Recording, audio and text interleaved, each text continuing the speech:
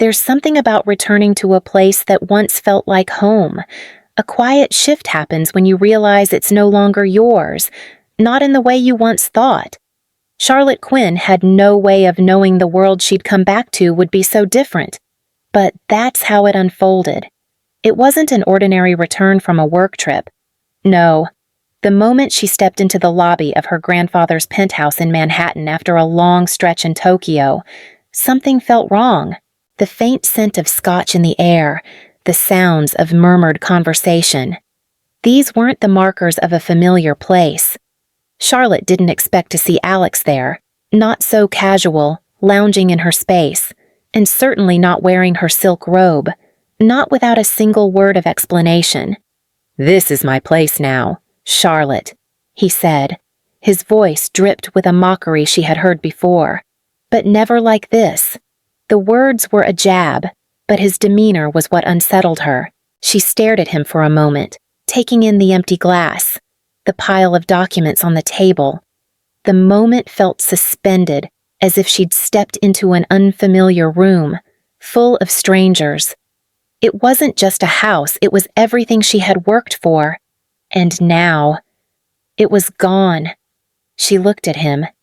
"You sold it," she said quietly, the weight of the realization sinking in. His smile deepened. "Didn't you get the memo? It was the best decision for the family." This is how she remembers it. "I'd just returned from Tokyo, my mind still wrapped around the meetings I'd had. But this wasn't just a betrayal of my property. This felt personal. The place where I had built my life, my work, my independence was being taken from me without even a hint of apology. I didn't even sit down.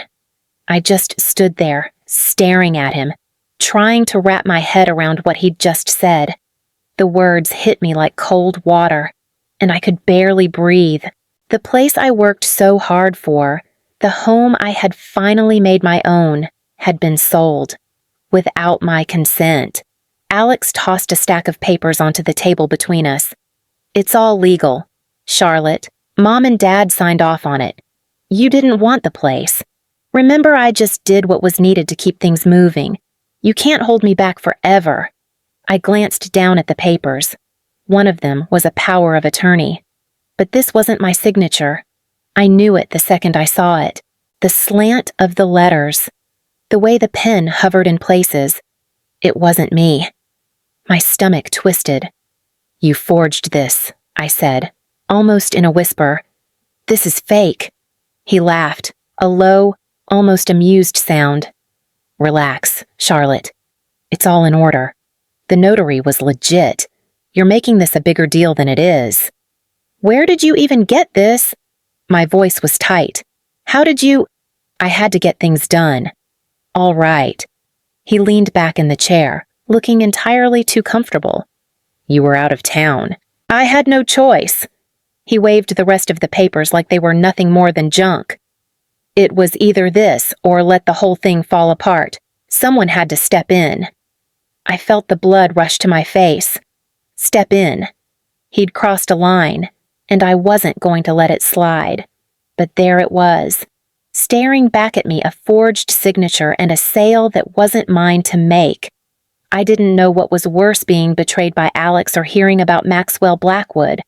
Maxwell wasn't just any buyer. He was a real estate investor with a reputation for picking up distressed properties at fire sale prices. When he walked into the room, it wasn't just the air that shifted. There was something about him, something cold and calculated, like he always knew exactly what he wanted. "Well, look who finally showed up," he said, taking a sip of scotch like he'd been here for hours, not minutes. "I bought your place. Nice view, by the way." "How much did you pay for it?" I asked, my voice surprisingly steady. The words sounded too loud in my own ears. He looked me over, almost amused, and set the glass down with a soft clink. $2 million. Bargain, don't you think? For an apartment like this, and it's all cash, quick close. You don't get deals like this every day. $2 million. for a $5 million property. I didn't have to say anything. The numbers were too stark. Maxwell had gotten his hands on the penthouse for far less than it was worth. He wasn't an innocent party. He knew about the legal mess but was happy to step right over it. "You bought stolen property," I said quietly, meeting his gaze. He shrugged, unbothered. "It's still mine now. I couldn't just sit there. I couldn't let this go. Not like this." As much as I wanted to throw things at Alex and Maxwell, I knew better. They weren't the type to get rattled by emotion. So, I did what I do best. I went to work. I started with the basics. The ACRIS system was right there, waiting. I pulled out my laptop, making sure I was using my company's secure VPN, not the cafe's Wi-Fi. I didn't trust anything in this mess. The quitclaim deed was the first thing I needed to check. If Alex had been dumb enough to file it, there had to be a record. I logged in, scanning the data. It took a few minutes, but then there it was, a filing that didn't match anything I knew about the property. Alex had falsified everything: the deed, the signatures, even the notary was likely part of the scam. It was all there, on paper. The exact forged power of attorney. I couldn't believe it. The whole situation made my skin crawl. This wasn't just some minor mistake. This was deliberate, planned fraud. And Alex had thought he could just sweep it under the rug and move on with his life. I spent the next hour digging deeper, looking up everything I could. Alex's financials, the history of the property, any documents that might show where he'd transferred the money from the sale. There was something about this that felt wrong, beyond the fact that he'd sold my home without telling me. Beyond the lies and the betrayal, there was something darker going on. When I leaned back in my chair, the answer hit me. He wasn't just playing at family politics. This was his last-ditch effort to keep himself afloat. I had to stop him, and now I had the proof. I couldn't do this alone. I knew that. So, I called Lawrence and Green, the law firm I'd set up as my co-trustee years ago. Their job was simple: protect my assets if anything ever went sideways. And, well, it had. I spoke to Eleanor, one of the senior partners. Her voice was calm, but I could hear the concern in it. "Charlotte, this is a complicated situation. You know the drill. Any transaction made without both signatures, yours and the trustees, is void. But the fact that Alex forged your signature, that changes things." She paused. I could feel her thinking, running through the logistics. "You'll need to sign off on the paperwork to formalize the claim. But first, we need to make sure Maxwell Blackwood knows what he bought." Maxwell. I couldn't stop thinking about him. The man knew the penthouse was a gamble, but there had to be something in it for him. I had no sympathy for someone like him, but I couldn't ignore the fact that he had been duped. I turned the screen toward me, glancing at the legal docs again. Alex's name was all over them, but so was mine. Only not my actual signature. "Let's get him on board," I muttered under my breath. Maxwell would help, or he'd lose everything. Maxwell had agreed to meet, though I could tell from his tone that he wasn't exactly thrilled about it. He knew the situation was going to get messy, but what could he do once the fraud was on the table? There was no going back. I stood in front of Alex's apartment waiting for him. I didn't know what I was going to say, but I needed to have some sort of control over this whole mess. The door swung open, and there he was, Alex, standing in front of me with his typical smug grin. "Thought you might show up," he said, stepping aside to let me in. He'd always been too comfortable in his own skin, like he had no idea the chaos he caused. I didn't wait for him to start the small talk. "You sold my house," I said, the words coming out more bluntly than I intended. "You forged my signature, and now you're trying to cover it up with this crap." Alex shrugged, like I was just some inconvenience he had to deal with. "It's not that big of a deal. You weren't even using it. We were just reallocating resources." He waved his hand dismissively. making it sound like some sort of casual family decision. My blood boiled. I stepped closer.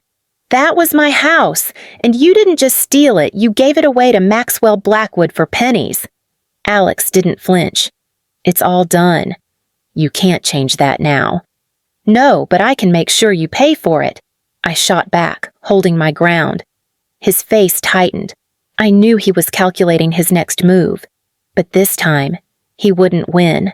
The next morning, I arranged to meet Maxwell Blackwood at a small, quiet cafe in the city. I'd already made up my mind this was my one shot to turn the tables. Maxwell arrived, a casual air about him as usual.